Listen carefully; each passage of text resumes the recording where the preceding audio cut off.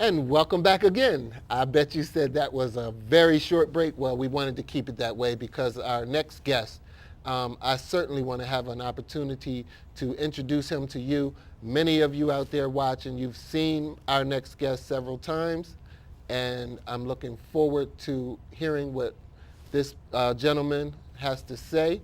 Ladies and gentlemen, I want to introduce to you Mr. Pat Gibbs. Pat, Hi, good evening.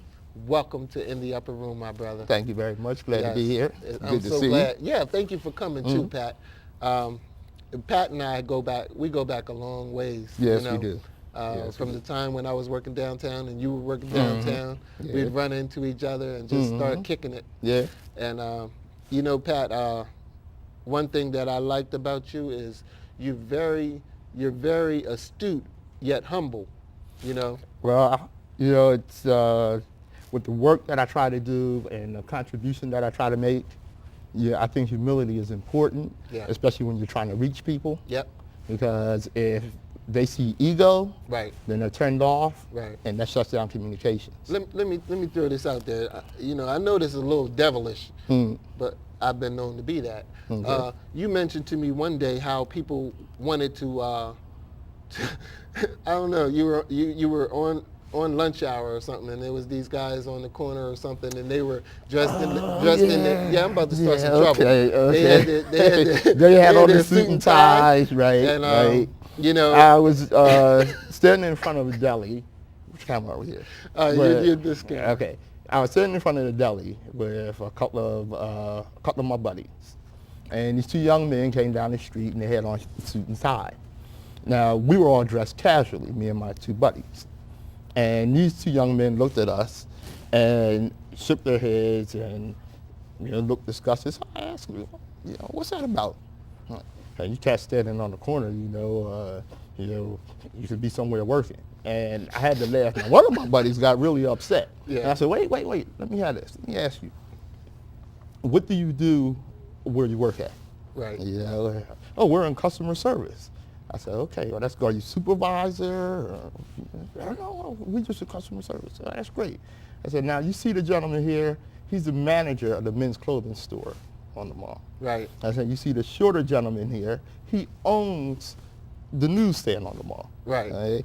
I'm the manager in the printing company that I work for. Right. Okay? We earned the right to dress like this. So pretty much what happened was they put their foot in their mouth. Yeah. And judging a book by its cover. But speaking of a book, that brings to mind something of interest.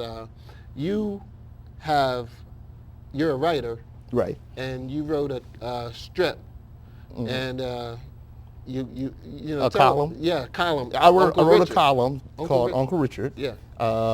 In the Wilmington Spectator, the now defunct Wilmington Spectator. Right. And Uncle Richard was based on my actual Uncle Richard. Right. And it was a conversation between Uncle Richard and Bubby. Yeah. And the two of us would talk about everything from jazz history to social events, black history, political history, Right. and whatever was going on. Yes, sir. And I use the things that I learned from Uncle Richard, and my father, and my elders. Hopefully to open some eyes, educate people, Right. and give them an idea what was going on out here. Is it still being broadcast on the University of Delaware radio station? Yes, Because it is. Yes. Okay. The first Saturday of every month, they have a visit with Uncle Richard. Oh, and you say that again. The first Saturday of every month, they have a visit with Uncle Richard. Yeah, and you want to learn some jazz history, some black history, you might want to tune in. exactly.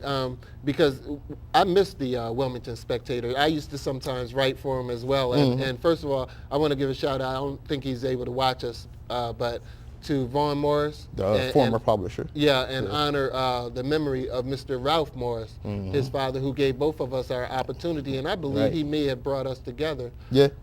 You know what, my Pat? mentor. I feel so bad because I talked so much tonight that I think I owe you some time. Okay. So if you would, I don't think we're quite out of time yet, but please tell me that you'll come back. And I'd be glad to, Mike. and I want you to have 15 minutes, brother, Well, thank because you know, I don't know what it is. I didn't drink a lot of coffee tonight, but I've been talking my head off. So we got 2 minutes left. Anything that you would like to cover is that's all you. One thing I'd like to cover is the need for a program such as yours. Okay. And I say that because I come from the tradition of the black press. Okay. We were the voice. We were the voice of the voiceless. Yes, sir. And our mantra from the very first black paper in America, Freedom's Journal, was too long have others spoken for us. Okay. And with our pens, we were soldiers without swords. You know, and I really appreciate programs like your own that keep that tradition going. Oh, okay. Especially with the absence of community paper right now. Yeah. That's so painful for me. Yeah, we got to do something about that. I plan to try. All right. Well, Mr. Gibbs, All right. thank you for joining me this Anytime. evening. Please tell me you're going to come back. Sure, I'd be glad to. All right. All right. Well, I guess with that, we've pretty much covered what we wanted to cover here tonight, and we have about a minute left. So with that minute, I just want to say to our audience, thank you again for watching this program. Feel free after we go off the air to call me and let me know what the score is. I didn't bother to watch the Super Bowl tonight because to me, what's happening in our community is most important. I've been hearing that word community passed around as if it were a cheap biscuit. But let me tell you something. Don't just say the word community. Let's work for the community. Let's participate in the community. That's my message from In the Upper Room. I'm your host, Mike Riley. Thank you for watching.